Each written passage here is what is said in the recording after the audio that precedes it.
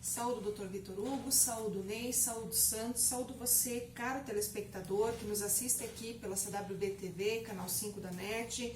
Voltamos com a nossa coluna de Direito Imobiliário e Urbanístico, hoje para tratar de um voto que foi proferido, na verdade uma decisão muito importante aqui, que foi proferida em embargos de divergência, tá? Que fala basicamente do direito real de habitação. Então hoje a gente fala especificamente de um tema de direito imobiliário, que é o direito real de habitação, acaba aí repercutindo fortemente quando nós falamos em direito sucessório. Claro que neste ponto é muito aí voltado aos nossos interesses, posto que quando nós entramos nessa questão sucessória, de divisão patrimonial com o falecimento do decujus, temos que pensar naquela cadeia de pessoas, aqueles herdeiros que vão necessariamente ter o direito aí à partilha daqueles bens, a perceber então aquele quinhão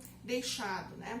Nesse caso, então, o tema é bastante polêmico, porque existe um confronto de interesses, né? Quando você fala em direito real de habitação, por exemplo, você tem ali no artigo 1831 do Código Civil a intenção de proteger o cônjuge supérstite, ou seja, aquele cônjuge que permaneceu, que ficou vivo após ali o falecimento do decujus.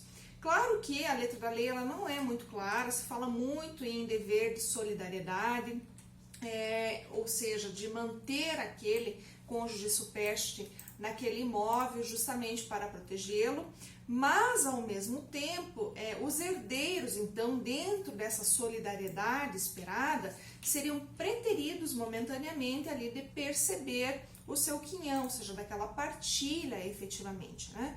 Mas nessa decisão que nós tivemos agora nesses embargos de divergência, justamente ficou salientado uma questão aqui que para nós é bastante importante, que se houver uma copropriedade entre o decujus e, neste caso especificamente, um filho dele, não há que se falar na manutenção desse direito real de habitação ao cônjuge que remanesceu, ao cônjuge supérstite, não havendo, portanto, também que se falar em dever de solidariedade, porque eu estou falando de um condomínio, da existência de um condomínio que deve, então, ser extinto ali com a morte, com o falecimento do decujus. Então, nestes casos especificamente, se eu me voltasse à satisfação do direito real de habitação que decorreria dessa sucessão, ou seja, desse falecimento, eu aí teria então uma mácula, um outro direito, que é o direito de propriedade,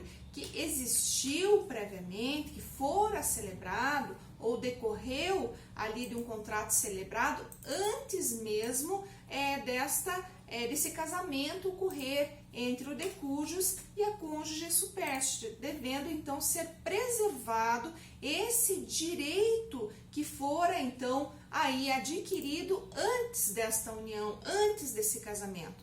Então, nesses aspectos, muitos são os problemas evidenciados, né? Então, quando a gente fala dessa satisfação, desse interesse, existe muita confusão por parte de algumas pessoas que, talvez até por não entender ou mesmo se apegar à letra fria da legislação, acabam entendendo que todos os casos em que nós, por exemplo, envolvermos ou que estivermos falando da extinção, do falecimento de alguém que tenha deixado um bem e que porventura tenham então herdeiros envolvidos, que deverá ser mantida a cônjuge supérstite em qualquer situação.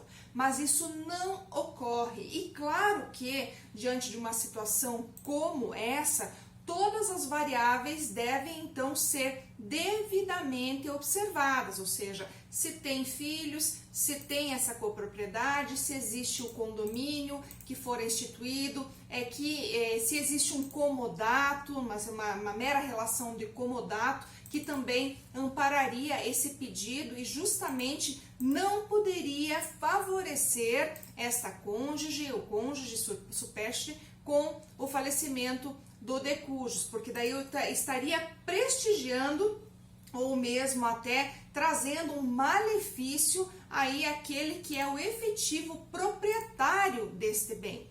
Além disso, claro, eu também tenho que observar uma situação, e você até pode me perguntar, mas Débora, digamos que eu esteja diante de um caso concreto, uma situação complicada, onde existam filhos, exista mulher, digamos que um dos filhos, que é o caso aqui deste acórdão, seja coproprietário com o de cujus, mas também que exista outros filhos, ou existam outros filhos, melhor falando, nessa situação, não haveria que se falar então que somente este filho seria então, ou a ele caberia o direito sobre esse bem?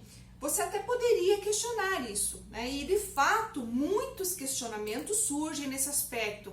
Até poderíamos dizer ou dar um exemplo melhor aqui, em que um imóvel que for adquirido durante a constância de um matrimônio, por exemplo, houve a dissolução desse matrimônio, o devido divórcio com a partilha de bens, mas ainda assim uma das partes permaneceu residindo nesse bem, por mera conveniência, por mera liberalidade.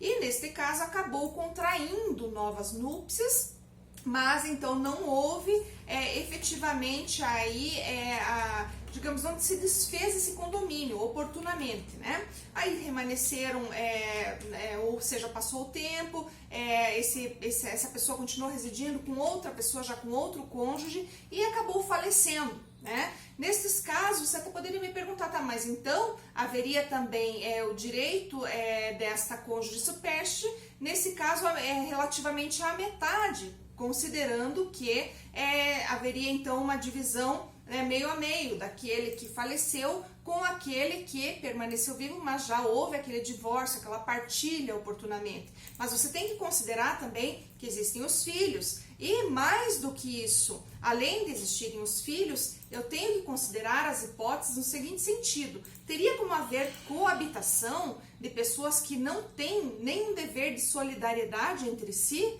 Eu entendo que não, particularmente o acórdão, ele nesse sentido não caminha. Então a gente está aqui trazendo algumas situações hipotéticas para que você também consiga entender, se estiver diante de um caso concreto, como se posicionar. Mas então neste caso especificamente não há, por exemplo, grandes elucubrações nesse sentido. O que se fala justamente é que eu tenho que, diante de uma copropriedade, fazer valer o direito do coproprietário, que é aquele que permaneceu então vivo, né? E não aquele direito da viúva, ou seja, da cônjuge supérstite, porque não se aplicaria neste caso o direito real de habitação. Então eu posso estender nesse ponto em outras situações que equivaleriam aqui diante desse cenário. Então vale destacar essa importância, vale observar o caso concreto, a fim de que nós saibamos como efetivamente nos posicionar, para também não termos nosso direito preterido, nosso direito